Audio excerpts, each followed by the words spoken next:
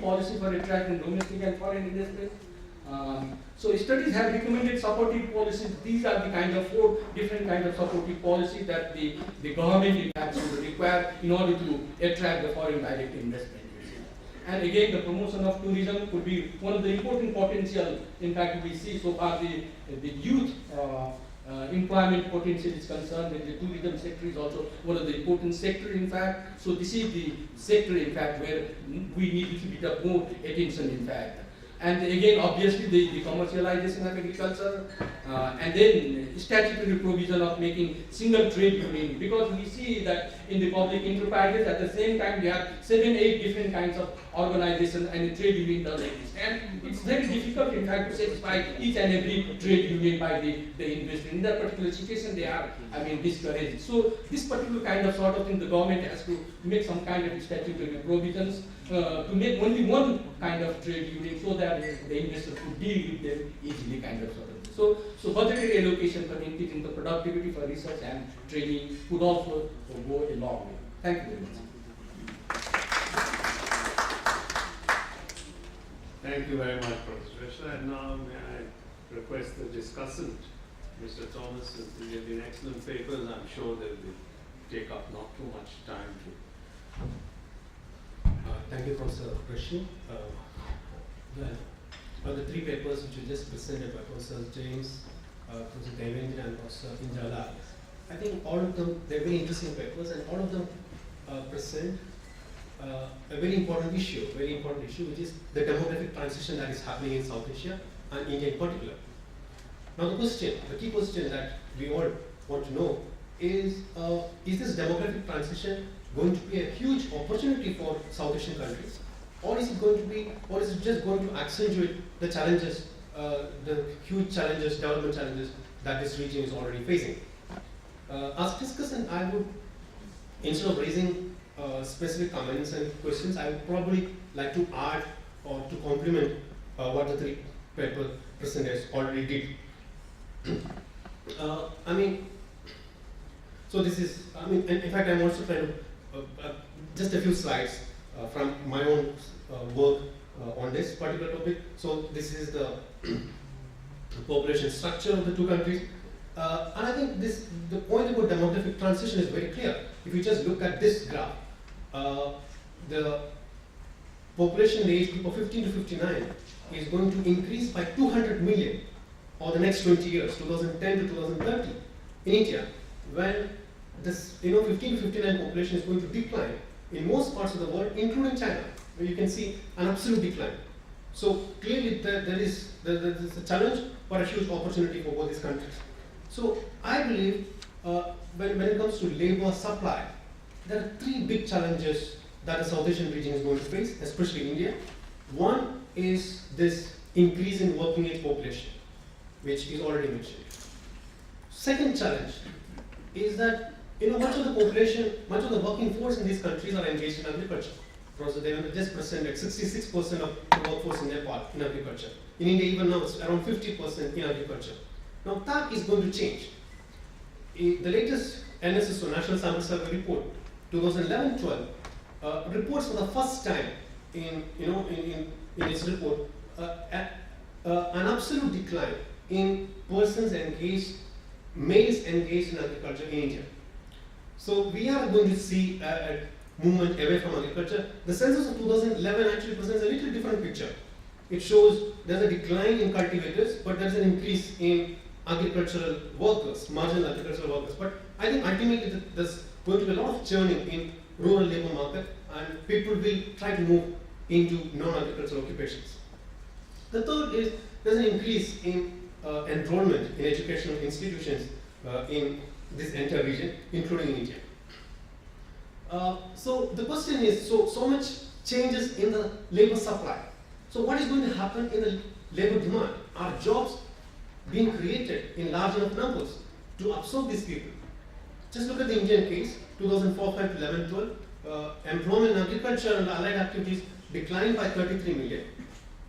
Employment in non-agricultural occupations increased by 48 million, which means in net there's an increase of only 14.7 million. And a large part of the employment increase in non-agricultural occupation was in a low value adding sector, which is construction, low wage sector.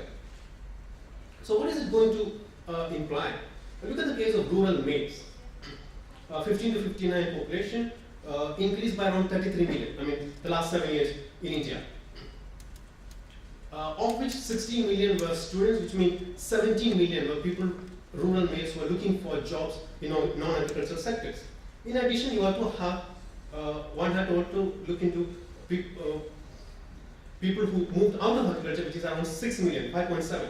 So 16 plus 5, 21 million was the labor supply. People who could have potentially entered the non-agricultural labor market.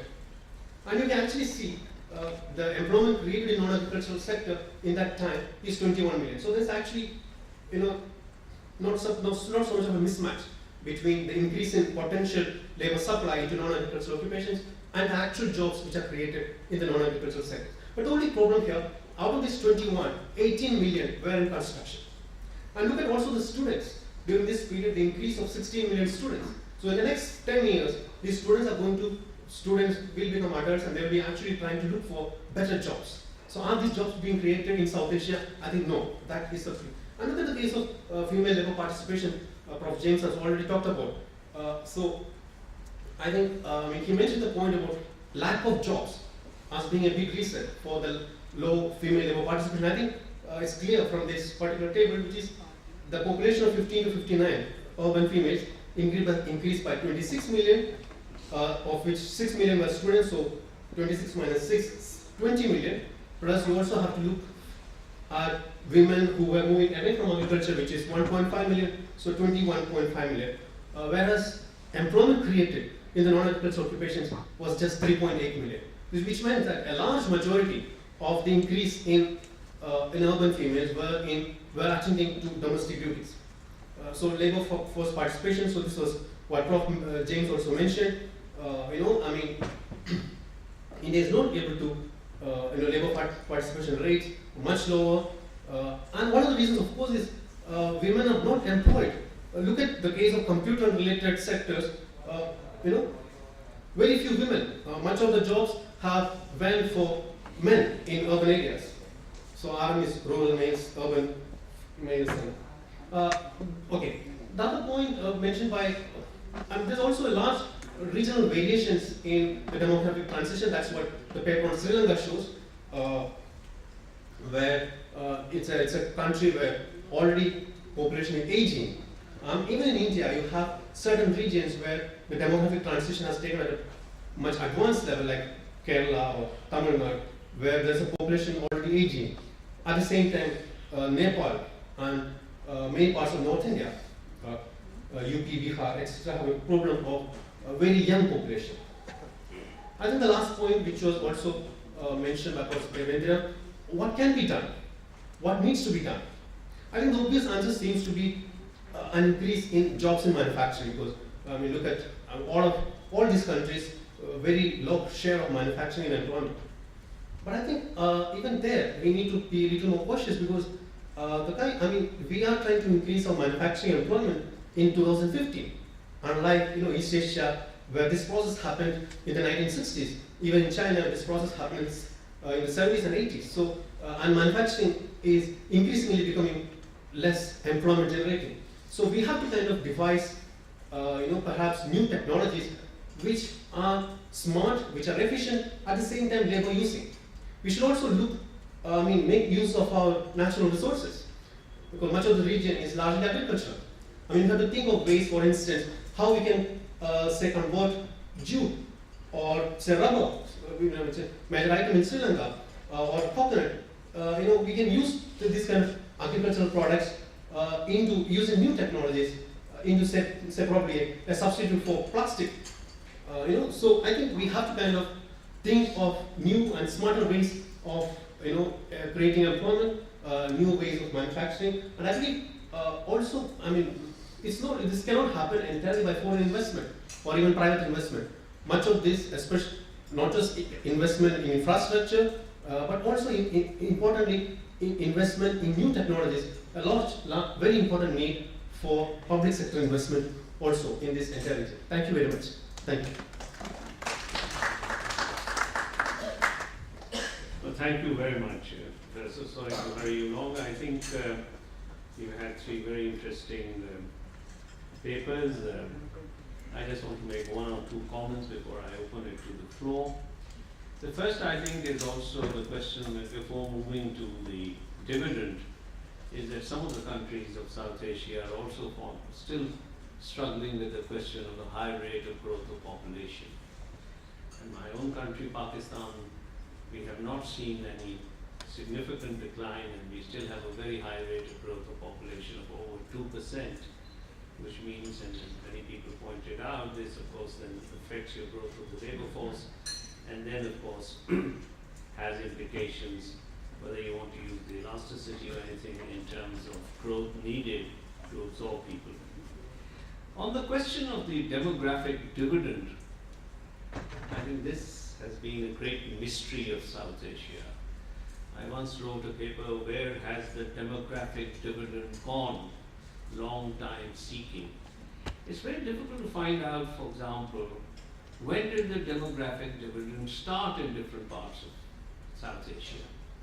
The World Bank report on South Asia 2-3 years ago said that India had actually been through the demographic dividend and had greatly benefited from it, which could be seen in terms of the growth rates. And now we are told it may not have started at all, and now we are told that the demographic dividend may vary from states to states, which is an important issue. The real question is, the initial debate on the demographic dividend was, does the demographic dividend and the youth bulge and all the factors which go along with it push up the economic growth rate? Or do you need a liberalization, supporting policies which will help you do it? So that's one of those questions which comes first. And finally, interestingly enough, including myself, after sort of struggling to find out where the demographic dividend had gone in Pakistan, also has now said they've probably all gone abroad.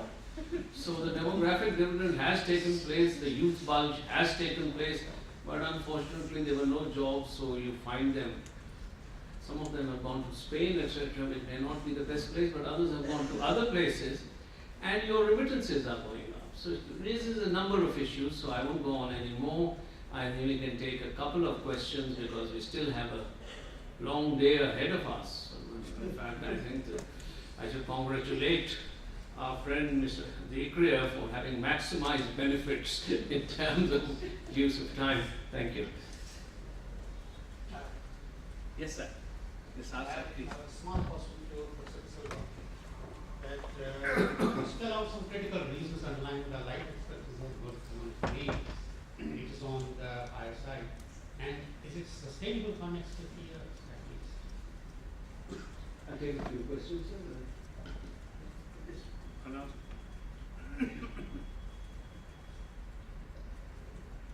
Thank you.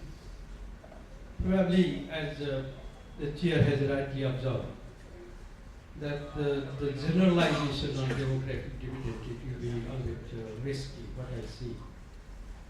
For instance, as in the previous session it was discussed, that the composition of employment or the occupational changes, how they are changing over time, that will be critically important. Therefore, examination of demographic transition and then occupational changes over time, and then probably in South Asian context, I think, even if there is high rate of participation, labor force participation rate, for instance, in Nepalese context, what we see, based on, although the recent population census, it shows slightly declining over time, but previous surveys and other studies, they indicate that when female participation, labor force participation rate is fairly high.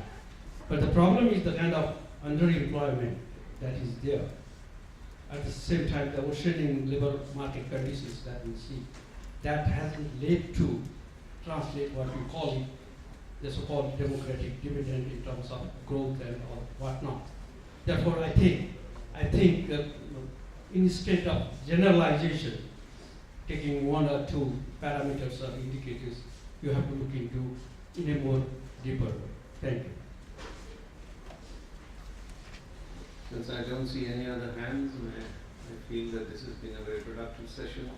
Most people have agreed with most of the speakers, so we have one question from the left side. Would like to-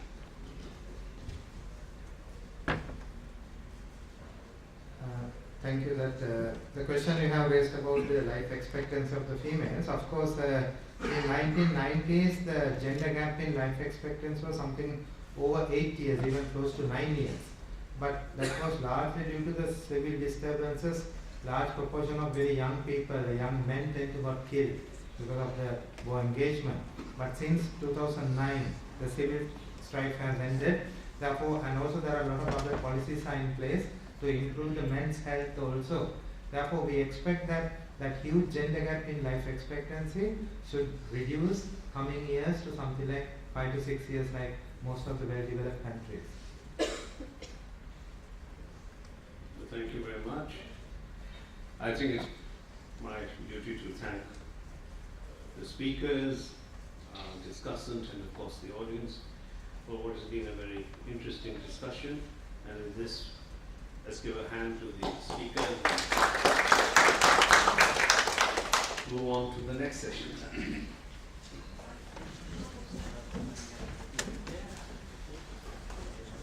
Thank you, Chair. Thank you, speakers. Now we'll break for 10 minutes and then we'll start with the next plenary address by Professor Kunal Sen. Thank you. Professor ICRIER. Thank you.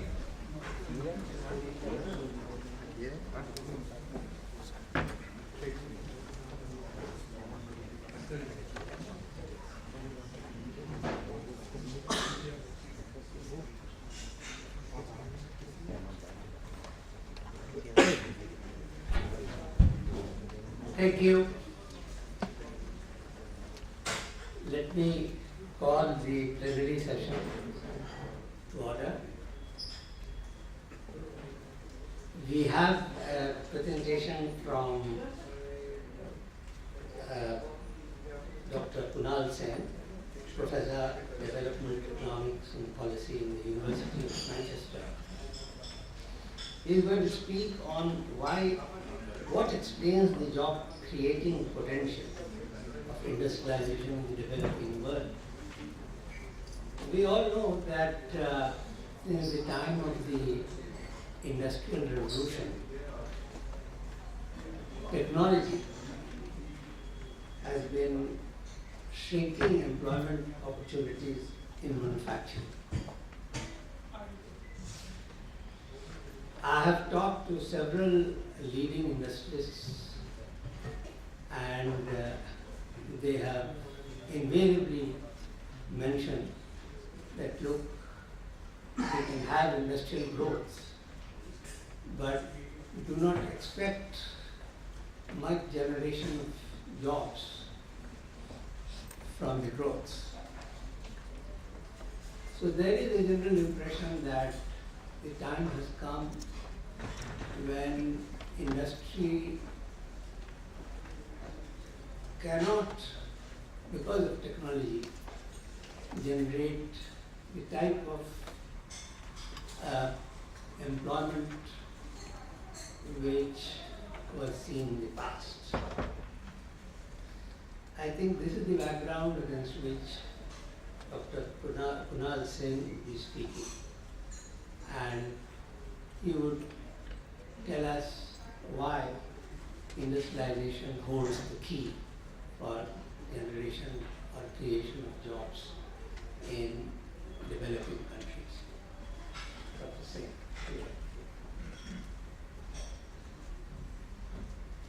I wanted to thank ICRIER for inviting me for this conference, and also actually it's a privilege to speak to this audience because I'm really among the leading scholars in labor in South Asia, and also many scholars who have impacted on my own thinking on this, and as we'll see as I make my presentation, in the way I think about jobs industrialization. So what I want to really do is I want to really get to this core question, which I think we kind of talked about in different ways in the morning and afternoon sessions. What I think the core question is, we think industrialization should have delivered something to us, certainly in South Asia and many other parts of the world, but it probably hasn't. And I really want to ask the question, why has it not delivered, particularly what we really wanted to see, jobs? So if you think about the early thinking about this, and I think we've already heard something on how in the earlier thinking of industrialization, It was really about how it would lead to both growth, which I think we got, and employment generation, which I think we haven't as much. And if you think about the Lewis model, which was a classical thinking about the world at that time, in the 1950s, there was surplus labor in the capitalist sector. Lewis called the manufacturing sector capitalist sector, which would expand, drawing labor from unproductive jobs, agriculture, retail, trade. I was thinking construction in India actually, as I heard Jan earlier. Other sectors discussed unemployment. But we've seen, and I'll show some very simple evidence on this, we really haven't seen successful industrialization across the world, especially in many developed countries.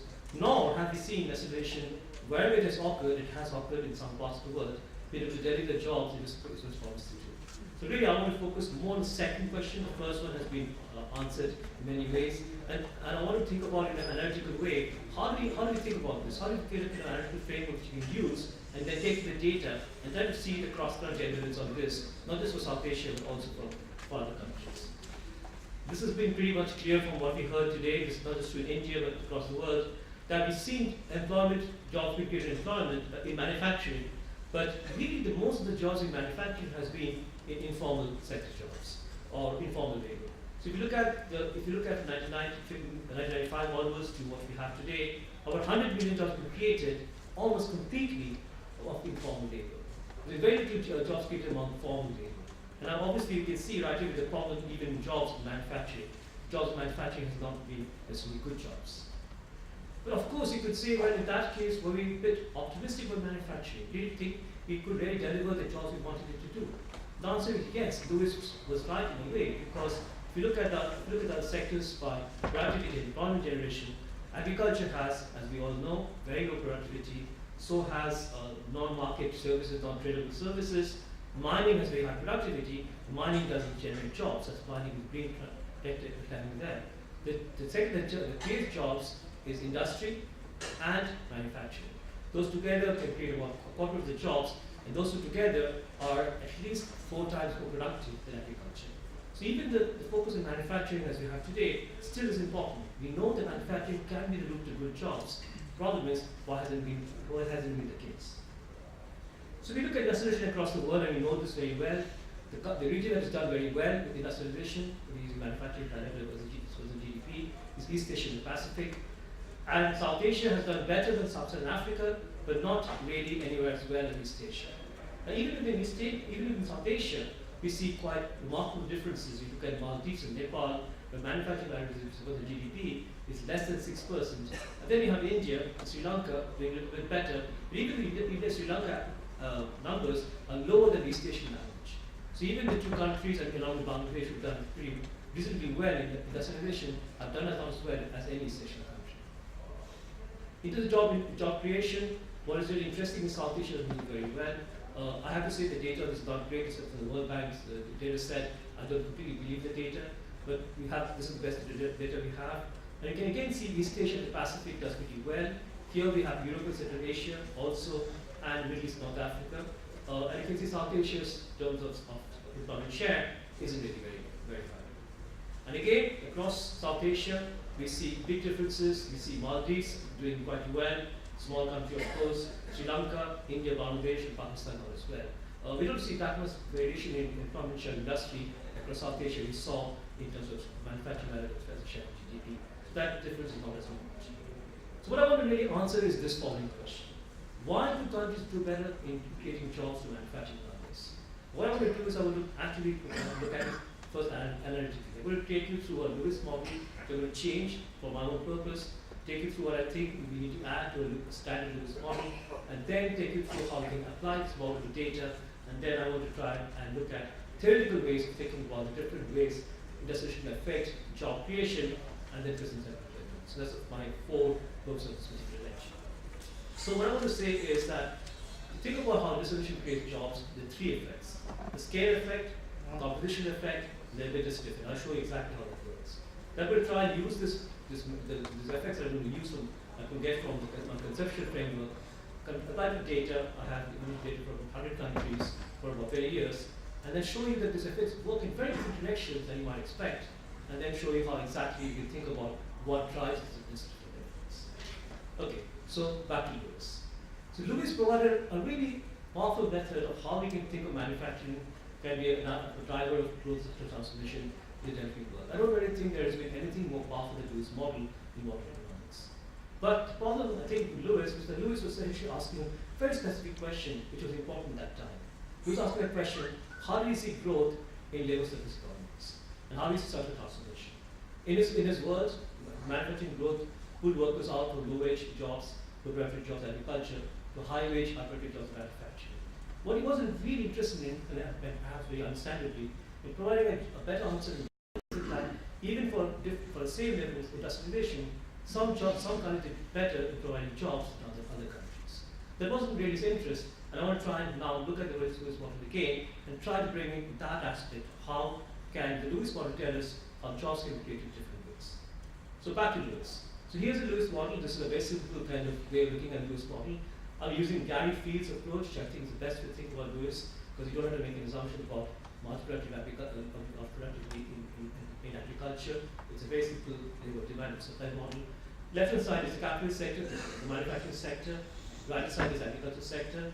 You have a certain amount of labor in the economy, and over time, the demand for labor in the capitalist sector, manufacturing sector, pulls labor out to agriculture, to manufacturing. In the capitalist sector, you have a fixed wage given exogenously W bar, and as long as your wage in the agricultural sector is below W bar, you have surplus labor. So you're going to think about surplus labor being always there till we get to W bar. So the first situation is you put out some workers, A0, into manufacturing, and as you do that, you get some people from agriculture into manufacturing, and W in the agricultural sector is W0. You move on, and then you see what Lewis calls structural transformation. The demand for labor curve starts shifting to the right, and as you do that, you start shifting more and more workers out of agriculture, and so essentially you see even further shifts of workers to the agricultural sector. Okay, straightforward Lewis. Then Lewis would say, at some point, in countries like India, Bangladesh, Nepal, and so on, where we have surplus labor, China also, we will hit the surplus labor constraint that we will get the weighted rate in that first sector because the W bar, that's the surplus labor, no longer can be used as kind of model. But none of the countries we're talking about in South Asia, and perhaps even in China, have hit this bar. The question really is, what explains the shift rightwards of the demand for labor curve in the manufacturing sector? So that's my question. Now I want to try and answer. But the first particular way of thinking about it is to draw a very simple line. The line is a line that has labor on the horizontal axis and output on the vertical axis. In this line, what I can do is a read off for any given level output how much labor I need to use. When I do that, I can work out if output increases in the manufacturing sector for exogenous reasons from Q0 to Q1, or it increases the demand for labor in manufacturing. And that will mean the demand for labor curve will shift because of a perfectly elastic labor supply curve in manufacturing from D0 to D1. And manufacturing, labor in manufacturing is A0. That was really what Lewis was talking about. He was talking about this kind of a. So he wasn't worried about anything else, trying to see if output increases manufacturing, how much labor will we get demanded from the manufacturing sector. But now imagine that this particular line, which tells us how much labor is demanded for each of the output, shifts. So first we can imagine a shift this way, the scale effect, but we can also imagine a shift of the line itself. What does that mean? It means that for a given level of output, you are employing more labor. You are employing essentially more labor-intensive output methods of production. When you do that, you can see clearly from this that you will have a shift of the demand for labor curve even further to the right. Here, Q has changed exactly the same amount. At the same time, what we have done is shifted the line that is telling us how much labor do we need for any unit of output, and we're saying that if we start moving into more labor-intensive production methods, we're going to see even more demand for labor. So that's going to essentially mean that when the economy is moving, having a situation where the curve is shifting to the right, demand for labor curve will shift to the right itself. So that's the second thing I want to catch, is labor-intensive effect. The third would be, now we need to move away from Lewis's one sector capitalist sector. You have to have two kinds of industries. One could be capital intensive, the other could be labor intensive. And so we can have two kinds of industries. One is which has a fairly steep line that tells us that for every unit of output you need not as much labor. The other is a fairly flat line that says every time output increases, you need even more labor. Okay? Imagine on one side you have automobiles, right hand side, you have garments. And then as you move along, we obviously shift the output. As the output increases, labor demand will shift in both these particular sectors. But we know now that depending on which particular sector is driving output in manufacturing, it will tell us how much labor demand we get in a given sector. So for example, if it's output increasing the capital intensive sector, we will see labor demand increasing, not as much, because it will go up from A01 to A11, not as much. But if in fact we have an increase in the labor intensive sector, output increase will be even more. Simple point is, take output changes, take that happening in the auto sector, the amount of demand for labor will increase is not as much if the same level of output increases in the common sector. Simple intuition. Okay? So essentially, so what we're getting here is we're getting a story where actually even propositional effects in the manufacturing sector can drive demand for labor and hence job creation. So what it means essentially is that the employment creating potential in manufacturing is really created with three different things. The scale effect, which I call the old Lewis effect, is essentially a micro shift in demand for labor curve due to increase in manufacturing output, standard story. The second story is a labor intensity effect, and you have a micro shift in labor demand curve due to increase in labor intensive production across all manufacturing sectors. Imagine all sectors became more labor intensive. What would happen? And finally, you have a composition effect, there is a micro shift in labor demand curve due to an increase in output in labor intensive sectors relative to capital intensive sectors. Three different effects. Okay? So this is the conceptual kind of underpinning of what I will say. How do I implement this empirically? Can I actually try and find data to show the different countries have done this in different ways? Yes, I can. And I can do that because I have a very simple way of doing this, which is essentially using a very simple decomposition. So what is that? So denote L as employment, Q as real output. Let I be each industry that we have. There could be 10 industries, could be 20 industries, could be 100 industries. Let time be the time period. Or its capture changes over time. Let W be the weight of each industry total manufacturing output. How important are they total output? Then I denote labor intensity as just to make it simple as L over Q equals A. That's labor intensity. As you can easily see, is the inverse of labor productivity. Then I have the identity, straightforward identity, LT equals QT times the weight, the summation of the weights of each industry's labor intensity. Okay? Straightforward identity. Nothing very difficult here. Any questions? No problems here. I can then simply take total derivatives, and as I do that, I get the following. So when I get the following, and I also explain this to you because it's important to understand, I get the following. I can get change in employment in manufacturing from one time to another time period as composed of three different effects. The first is I get a change in Q, and I hold my each weighted labor intensity of each sector constant, the summation of W times A. So I get a change in Q. Then I can now take derivatives on the second side, plus Q equals change in W times delta W times change in A, that's a change in labor intensity, plus finally the change in W times A is a change in the weights of each industry in total output. So all I've done is taking simple total derivatives, nothing much more than that. But by doing so, I can actually now decompose any change in employment in any particular country for any given period into three different things: scale effect, the labor intensity effect, and the composition effect. Clarifications? Is this very clear? Okay. All right. And remember that I'm evaluating all these expressions at t equals 1, the initial time period. And I'll show you what I'm going to use at time periods. What I'm going to try and now do, I'll use this particular composition. I will try and look at data. I will try and look at as many countries as possible, or as long as I can. That's a challenge because we don't really have good data on this, but I'll try and see what we can do with this. One point you can ask me here, you could say, well, why not make A a product of two different things? K over L, or rather L over K times K over Q. I could.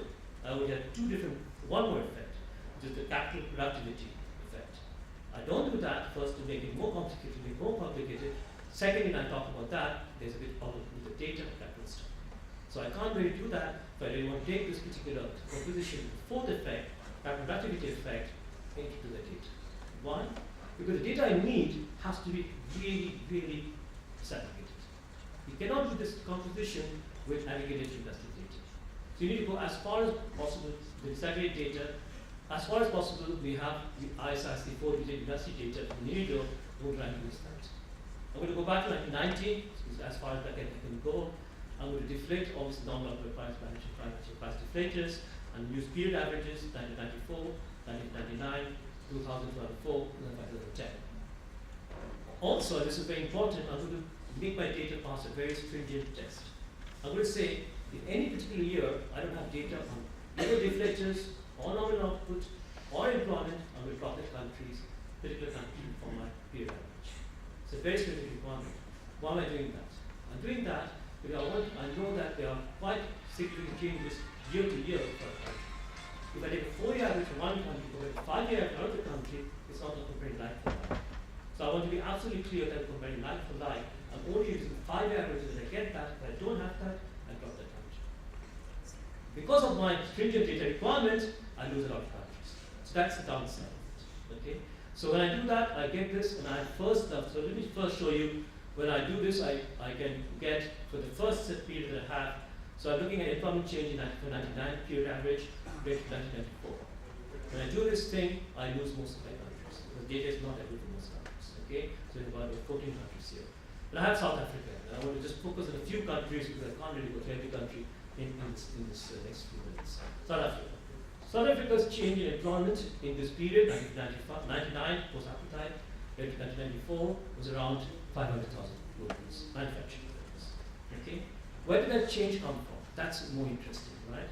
That change came from mostly a scale effect and interestingly a composition effect. So what was driving employment change in South Africa, manufacturing, was mostly shifts towards more labor-intensive sectors, along with some increase in manufacturing output. But what is interesting is, and we know this very well, there was a labor-intensive effect that was negative, but also industry in South Africa was shedding labor. Okay, so labor-intensive effect is actually negative, telling us that is actually counteracting the two positive effects you're getting from the scale effect and the composition effect. Okay, so that's this particular example of South Africa. Now let's look at more interesting countries. So the more interesting countries are Thailand. This is now the next period, 2004 to 1995. And I want you to keep an eye on the two big countries on the right-hand side, Brazil and India, and one country on the left side, Poland, along with Mexico. So if you look at this particular slide, you see that Thailand created 2 million workers, new jobs in this period, relative to the previous period. Mexico, 1.1 million. Okay? So that's the increase. India created about 500,000. That's pretty bad. Okay? Brazil created also less than 500,000. Poland created not even 50,000. So that's, I just want you to pause here and look at this number. Keep in mind that if you look at these numbers, India looks pretty bad, Brazil looks pretty bad, Poland looks pretty bad, Thailand, Vietnam looks pretty good. Well, then you look at this particular graph. What do you find? In India, so let me just now focus on India. In India, you find that there was a huge increase in jobs purely because of increase in output, the scale effect. But counteracting that increase in jobs to the scale effect, there were two very strong negative effects. One was composition, where output was shifting to capital intensive sectors, and the second was labor intensity, where labor intensity output production was falling. So those two negative effects were almost neutralizing the very positive scale effect. As a consequence, India had hardly created jobs in this period. Okay? Why was this going on in these two negative effects? It's a different story. We can get to that afterwards. Mine is not trying to focus on country by country example. But the point here is that if you didn't see this effect, you think India didn't do well, and you didn't do well in one particular dimension, or rather in two particular dimensions, not getting output shifted towards labor-intensive sectors and not increasing labor-intensive production. India did very well in increasing manufacturing output to the scale effect. Okay? And if you look at Thailand, in Thailand, all three effects are in the same direction. And Thailand, as a consequence, gets 2 million jobs created as compared to half a million created. Now the last period. Last period, lot more countries there, and again I want to focus on India and Vietnam. So if you look at these two countries, one much smaller than the other, Vietnam is much smaller than India. So India's created about 4 million jobs in this period, Vietnam around 3.5. Okay? Looks pretty good, right? Then you look at India. So in India, 6 million came from the scale effect, and about 2 million loss came from the other two effects. So here's the counterfactual. What if there was no compositional change? In other words, manufacturing output increase in India, all sectors increased in the same proportion. There was no change in labor intensity. India would have added 6 million jobs compared to 4 million. Another counterfactor, if India's composition effect and the epidemic effect were in the same direction as the scale effect, India would have added 8 million jobs in manufacturing compared to 4 million, double. That tells you how important these three effects are, and that tells you also how much we can go in different directions. India is a particularly remarkable example of that, but the other countries also. It's not as large as India, also have very similar structures.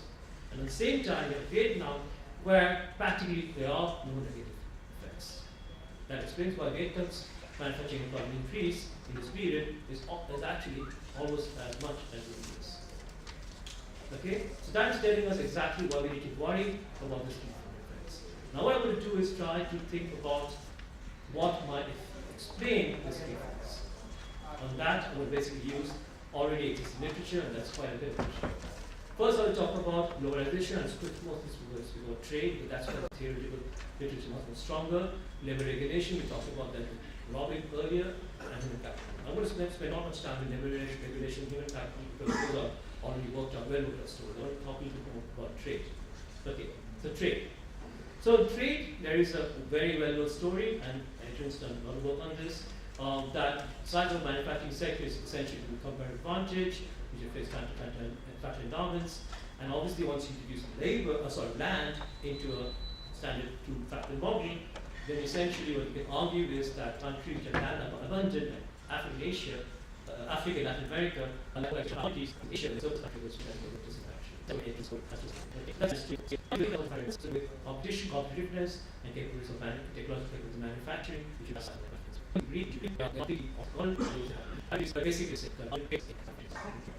on labor intensity, there are again different points of view. The early literature by Chairperson and many other people after that say that trade liberalization of openness has effects that essentially lead to reduce labor intensity by increased productivity effects, from shared labor when you have to respond to external competition, either to external orientation or increase of penetration. That's standard story. A lot of people have shown that. Also, again, Adrian's done a lot of work on this. You can also have trade-induced technology transfers, for example, by increasing potential practices. And finally, in the article that I published recently, the Pushing Task, we make the argument that the foreign competition in India has led to increasing trade and the opposite effect, there was a very interesting and rich literature which somewhat died out in economics. And that was mostly by Antuber and colleagues who were working on multi-country project, where they essentially argued that countries with political surplus of labor, as like India and other South Asian countries, will export labor to commodities, and import commodities with very high capital requirements. So as labor surplus country integrate, they will observe a change in commercial output towards more labor-intensive activities. That was a standard prediction we got on two-factor model, the one-code model, and that's essentially proved in the work we see by Kruger and their colleagues much earlier in the 1970s. Labor regulation, as I said, it's pretty standard. The story here, Robin talked about this. Stricter labor laws push manufacturing wages, make manufacturing uncompetitive. Can also shift manufacturing output to capital-intensive sectors or increase capital-intensive production. Rana said some work on this, and Punaputta and others, and that's pretty clear. And I don't think I'll spend too much time on this. Human capital is also quite straightforward. Higher schooling and attainment can lead to developing countries continue manufacturing, the scale effect. But on the other hand, if skilled labor is competitive capital, it can lead to population effect towards capital-intensive sectors. So we can see that there is three broad effects, three broad determinants that can explain the three different effects. Now what I really want to do now is spend a little bit of time looking at simple status first, and then present a very crude regression that tries to capture these different things. So I'm going to use, and I need to obviously now start measuring my different variables, I'm going to use the COF index of globalization. The reason I like the COF index is it captures both outcomes, flows of trade investment, and restrictions. I also use trade over GDP, didn't really make a big difference. Sachs-Warner is not very helpful, it doesn't vary with time. So I think the COF index is pretty good for what I want to do, but it doesn't really matter very much. Labor regulation is a big problem, trying to measure it for so many countries. I've used the Workers' Rights Index from Subramanian Richards, the Human Rights Database. I have to say, I'm not completely convinced by the way they quote the data, so I'm not very convinced with the labor regulation data set that I have been using. But we have the problem, we don't really have comparable data with the regulation across the countries. Human capital very straightforward. I use PLEA, 25 years plus 8. Okay, so let's look at some stats. So scale effect in globalization. Even if I use stable GDP, even the matter, you get a fairly positive effect of globalization on scale effects. Okay, and that's quite intuitive and quite plausible. The more countries integrate, the more manufacturing will increase in size, and therefore manufacturing will increase in size. That's pretty clear. On the other hand, when it comes to composition effects in globalization, we seem to see a different story. We see to a negative line. And that's interesting. Okay? I want to try and see that that's hold up and do some regressions, but that's interesting. So the globalization story is that there's a positive effect on scale, a positive scale effect, but seems to have a negative composition effect. And that's something to understand. On the also, we seem to see a negative effect. Look at the countries in my scatter is around 8 countries, so we are looking at a large sample because there are many countries. But even then, with the numbers of countries you have, you're getting a fairly clear line of regression. Labor regulations, as I said, nothing much really here, and I don't know if you can see here labor regulations and the different different things. So on that, I don't think there's much you can say. Human capital, I think it's a fairly positive relationship, it seems, but there's a large scatter here, large deviation. The line of regression is positive, but you can see large deviation from the line of regression.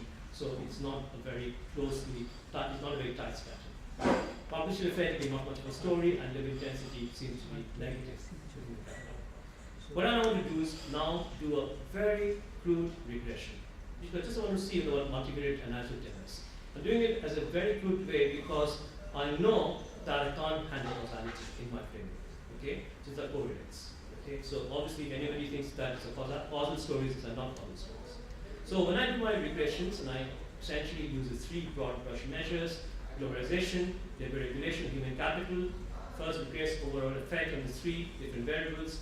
In the scale effect, the labor intensity effect, and the composition effect. What do I get?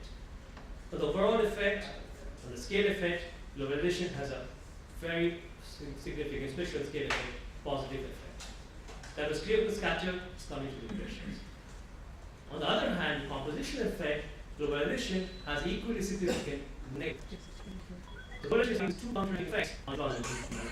One positive, one negative. Okay? Labor regulation overall I get a big sign, but for each of the different effects I get nothing. The almost all, let's say for scale effect is slightly deterioration 1.33, I'm not really getting anything significant here. Human capital is not significant for scale, but is negative significant for labor intensity and positive on composition. Telling us on the last one that countries which have higher attainment schooling seems to do better in specializing in labor intensive manufacturing compared to capitalist manufacturing. Okay? At the same time, more human capital means that the production methods are going to be less labor intensive, as if that leads to more skilled labor, which is complementary to capital. Okay? So that is, again is easy. R-squares are not great in all cases. Really, I need to worry about other variables. I'll think about that later, but again, remember, you have to keep in mind, you have 85 observations here. You really don't have a lot here. So essentially, just to conclude on this, we seem to see when we start disaggregating my total manufacturing employment into 3 different effects, I get a very different story than if I just worried about employment and trade. I wouldn't get this kind of effects if I didn't have the disaggregation that I'm working with. Same thing with possibly human capital, perhaps less in labor regulation and not significant any of the 3 different effects.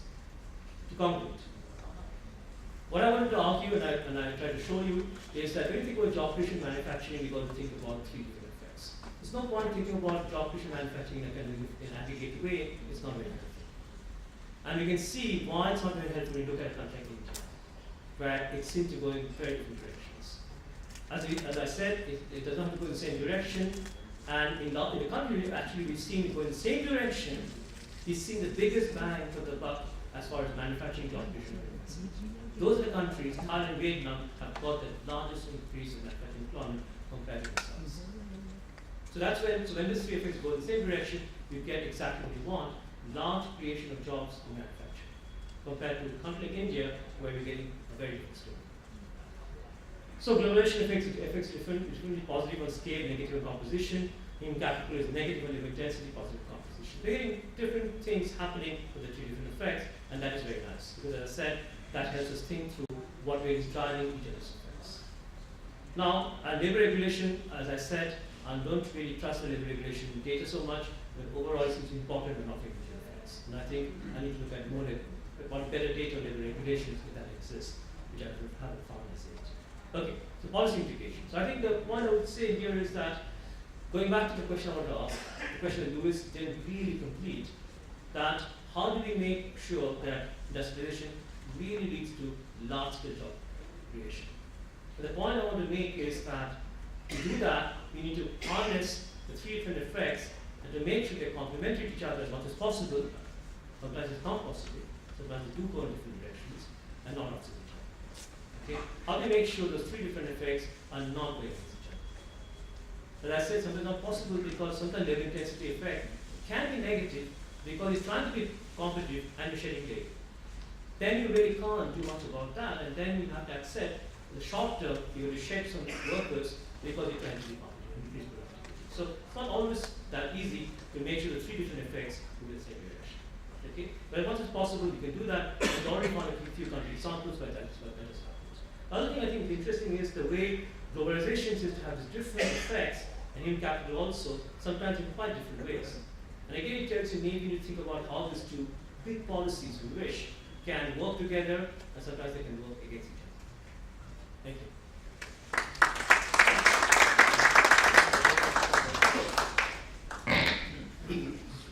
Thank you very much, Professor Sen, for that excellent exposition of and explanation of the job creating potential of industrialization in the developing world.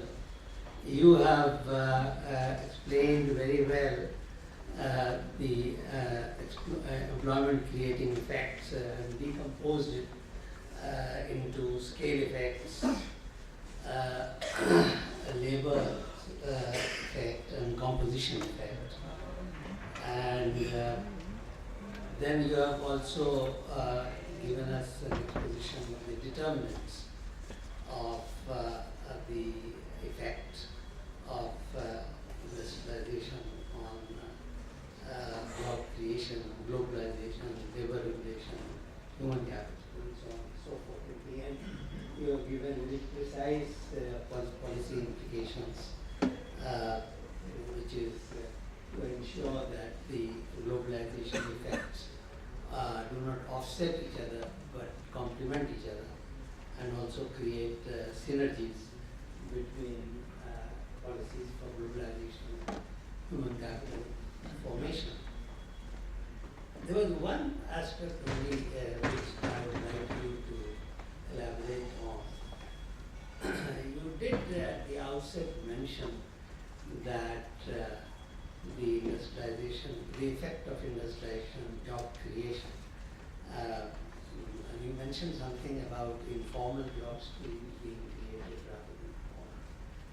Now, one of the policy objectives in some countries like India has been to get away from low quality informal job creation and move towards decent job.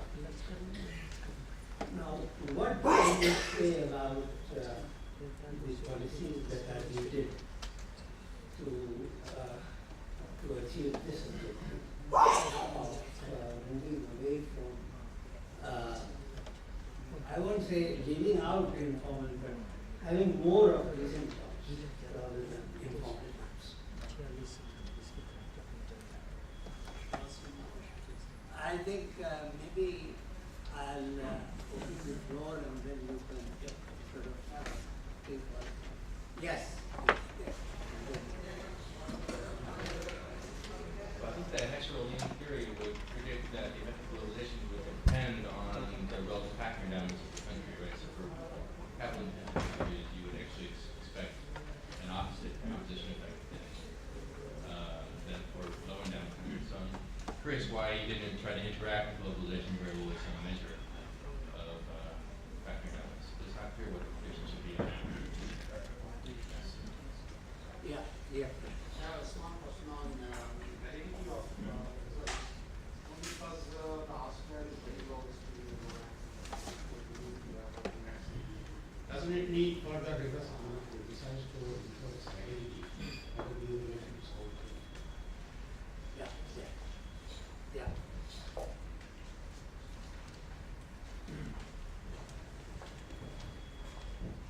Thank you. I think that with the employment facts you show, first, just very technical presentation remark, would be more informative if you show them as in relation to the employment levels in particular countries. I mean, 50,000 people is a very different amount in India and let's say in Poland.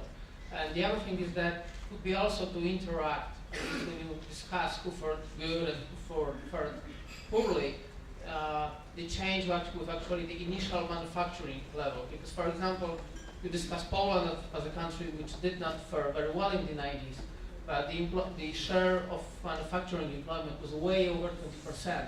So I wouldn't expect further increases in the employment levels. Rather, the shift you saw, more like the positive compositional effect or negative labor intensity effect, was something which was actually good because it suggested there is a productivity improvement and more or less stable employment levels. So that was another, let's say, side of the coin, but also a success. Okay, one more question, yes, please. Yeah. Thank you very much, Kunal. I thought your diagrams in your decomposition were very neat. I love the way that the neck change got broken down into those three components. That's a really, really neat bit of analysis. Couple of comments. I mean, yeah, I agree with what Albert said about specification. Two other thoughts. One is the effect of human capital may be non-linear. In other words, you're more likely to generate a lot of jobs in manufacturing, intermediate level of education. For the uneducated labor force, you won't be able to do much export-oriented manufacturing. Once you get a highly educated labor force, you move out of labor-intensive sectors into much more skill-intensive ones. The other is the idea of picking up the point of my work, putting land in, land area, natural resources as an additional control area. I think that again is going to affect the outcome of globalization. I may have another source of labor regulation. Maybe you could attempt for the first round. Yeah, I think I can do that. I think that on the question of, obviously my dependent variable question is total employment. I don't really have, even if I wanted to, I couldn't really look at informal versus formal employment. You will notice that even the diagram put up, which is from the Unitor's last year's report, they don't have informal employment, from 2005 backwards. So that's a problem. We know that data doesn't exist. I mean, having said that, I think I would still say that a job in manufacturing is still better than a job in retail trade, construction, agriculture, and so on. So I still would say that yes, we would need to worry about the fact that a lot of new jobs be created in informal employment in manufacturing. But I would still say that that's still a better option than being construction worker, production worker. So at this point, my own way of looking at it, I don't differentiate between informal and formal workers, partly because I don't have the data for it, but I think